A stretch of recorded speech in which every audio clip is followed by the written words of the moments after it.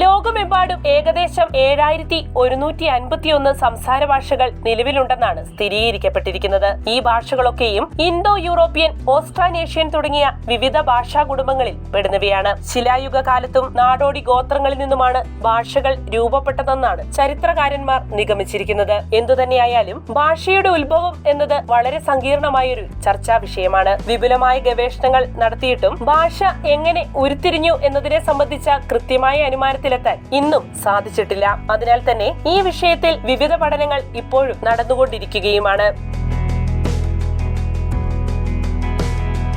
അടുത്തിടെ അമേരിക്കയിലെ കേംബ്രിഡ്ജിലുള്ള Massachusetts institute of technology അഥവാ MIT-യിലെ പ്രൊഫസറായ ഷിഗരു മിയാഗാവയുടെ നേതൃത്വത്തിൽ നടത്തിയ സമീപകാല പഠനഫലം ഭാഷയെ സംബന്ധിച്ച് ഇതുവരെ ഉണ്ടായിരുന്ന പല ധാരണകളെയും തിരുത്തി കുറിക്കുന്നതാണ്. ഈ പുതിയ പഠനപ്രകാരം ആദിമ മനുഷ്യർ പല വിഭാഗങ്ങളായി മാറ്റപ്പെടുന്നതിന് മുൻപേ ഭാഷ നിലനിന്നിരുന്നു എന്നാണ് കണ്ടെത്തിയിരിക്കുന്നത്. അതായത് 1,35,000 വർഷങ്ങൾക്ക് മുൻപേ ഭാഷ രൂപം കൊണ്ടുവെന്നാണ് വിവിധ തെളിവുകളുടെ അടിസ്ഥാനത്തിൽ ഈ പഠനം സമർത്ഥിക്കുന്നത്.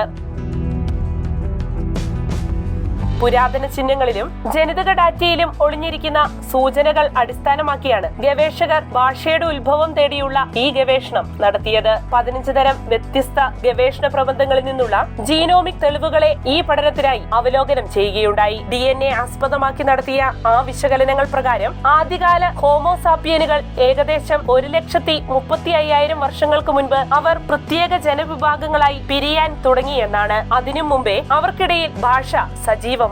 ഒരൊറ്റ ജനതയായിരുന്ന ഹോമോസാപ്പിയൻസിനിടയിലെ ആദ്യ വിഭജനം 1,35,000 വർഷങ്ങൾക്ക് മുമ്പാണ് സംഭവിച്ചതെന്ന് ഈ ഗവേഷണത്തിലൂടെ തെളിഞ്ഞിരിക്കുന്നു. ഇങ്ങനെ മനുഷ്യർ വിവിധ വിഭാഗങ്ങളായി വിഭജിക്കപ്പെടുന്നതിനു മുന്നേ അവർക്കിടയിൽ ഭാഷാ ഉപയോഗം ആരംഭിച്ചു എന്നത് ഉറപ്പാണ്. ഈ ഗവേഷണത്തിന് നേതൃത്വം നൽകിയ ഭാഷാശാസ്ത്രജ്ഞനായ ഷിഗരു മിയാഗാവ പറയുന്നു.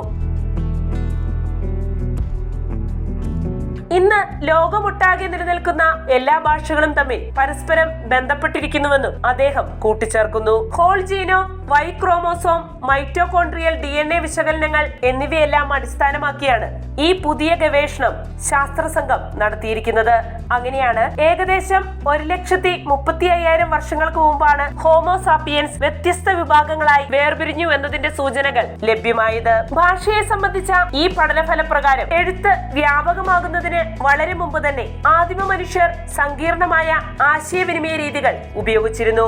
അതിന്റെ പ്രത്യക്ഷമായ തെളിവുകളാണ് 60,000 വർഷങ്ങൾ പഴക്കമുള്ള നിലയിൽ കണ്ടെത്തിയ ഒട്ടകപ്പക്ഷിയുടെ മുട്ടത്തോടിൽ രേഖപ്പെടുത്തിയ ചില അടയാളങ്ങൾ. മറ്റൊരു പ്രധാന കണ്ടെത്തലാണ് ആഫ്രിക്കയിൽ നിന്നും ലഭ്യമായ 75,000 വർഷത്തെ പഴക്കമുള്ള ഷെൽ ബീഡുകളിലെ ചില അടയാളങ്ങൾ. ഇത്തരത്തിൽ ആദ്യകാല മനുഷ്യർ വിവിധ പ്രതലങ്ങൾ വിനിയോഗപ്പെടുത്തി അവർക്കിടയിലെ ആശയവിനിമയം സാധ്യമാക്കിയിരുന്നു. മാത്രവുമല്ല ഭാഷ അവരുടെ ചിന്തയെ ഉത്തേജിപ്പിക്കുകയും സ്വഭാവം രൂപപ്പെടുത്താൻ സഹായിക്കുകയും ചെയ്തുവെന്നും പ്രൊഫസർ മിയഗാവയും സംഘവും ചൂണ്ടിക്കാണിക്കുന്നു. ആധുനിക മനുഷ്യരുടെ പെരുമാറ്റ രീതികളും സ്വഭാവ രൂപീകരണവും വളർച്ചയും ഭാഷയിലൂടെ സാധ്യമായതാണെന്നും അവർ വാദിക്കുന്നു.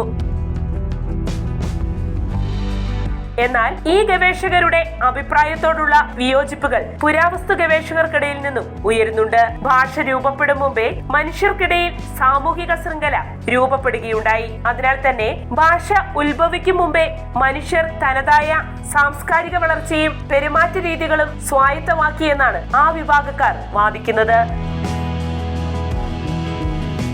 അതേസമയം പ്രൊഫസർ ഷിഗരു മിയഗാവയുടെയും സംഘത്തിന്റെയും ഗവേഷണ ഫലം വിശദീകരിക്കുന്നത് ഭാഷയും അതേ തുടർന്നുണ്ടായ ആശയവിനിമയവുമാണ് മനുഷ്യരിൽ സങ്കീർണമായ ചിന്തകളുടെ രൂപീകരണത്തിനും സാംസ്കാരിക കൈമാറ്റത്തിനും കാരണമായതെന്നാണ്. അതിനാൽ തന്നെ ആധുനിക മനുഷ്യന്റെ പെരുമാറ്റത്തിന് കാരണമായ ഘടകം ഭാഷയാണെന്നും ഈ പഠനഫലം അടിവരയിടുന്നു. ആധുനിക മനുഷ്യന്റെ സ്വഭാവ രൂപീകരണം ഭാഷയിലൂടെയാണ് സാധ്യമായതെന്ന ഈ പുതിയ പഠനഫലം ചരിത്രകാരന്മാർക്കിടയിലും ഗവേഷകർക്കിടയിലും പുതിയ ചർച്ചകൾക്കും വാഗ്വാദങ്ങൾക്കും വിഷയമായി തീർന്നിരിക്കുകയാണ്. വാർത്തയുടെ നിറം തേടി തനിനിറം.